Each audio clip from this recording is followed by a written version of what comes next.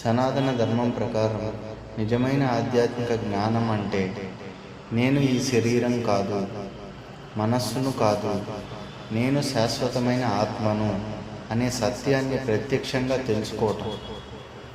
భగవద్గీతలో శ్రీకృష్ణుడు అర్జునునికి చెప్పిన ముఖ్యమైన బోధ ఇదే.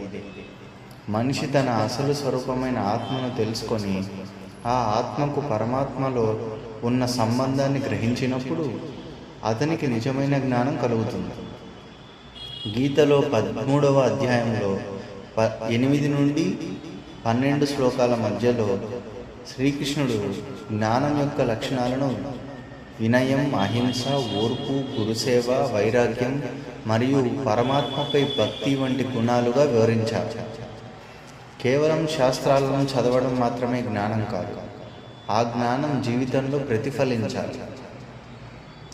ఉపనిషత్తుల సారం ఇలా చెప్తుంది: ఆత్మను తెలుసుకున్నవాడు అన్నింటినీ తెలుసుకున్నట్లే. చంద్యోగ ఉపనిషత్తులో ప్రసిద్ధమైన వాక్యం తత్వం అసి అంటే తత్వం అసి అనగా నీవే ఆ పరమసత్యం అనే మహావాక్యం జీవాత్మ మరియు పరమసత్యం మధ్య ఉన్న లోతైన సంబంధాన్ని సూచిస్తుంది. సనాతన ధర్మంలోని ప్రధాన వేదాంత సంప్రదాయాలు దీనిని కొద్దిగా భిన్నంగా వివరిస్తాయి. అద్వైత వేదాంతం ఆత్మ మరియు బ్రహ్మం ఒక్కటే అని బోధిస్తుంది. విశిష్టాద్వైతం జీవుడు పరమాత్మలో భాగమైనప్పటికీ ప్రత్యేక స్వరూపం కలిగి ఉంటాడని చెప్తుంది.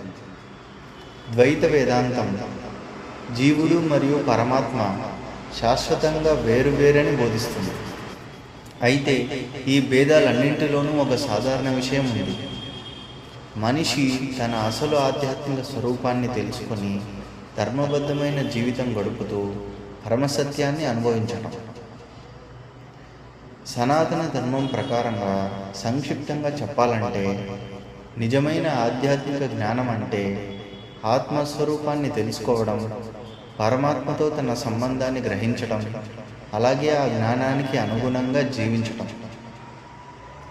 ఈ జ్ఞానం కేవలం మేధస్సులో ఉండేది కాదు, అది మన ఆలోచన, ప్రవర్తన మరియు జీవిత దృష్టిని పూర్తిగా మార్చే అనుభవం.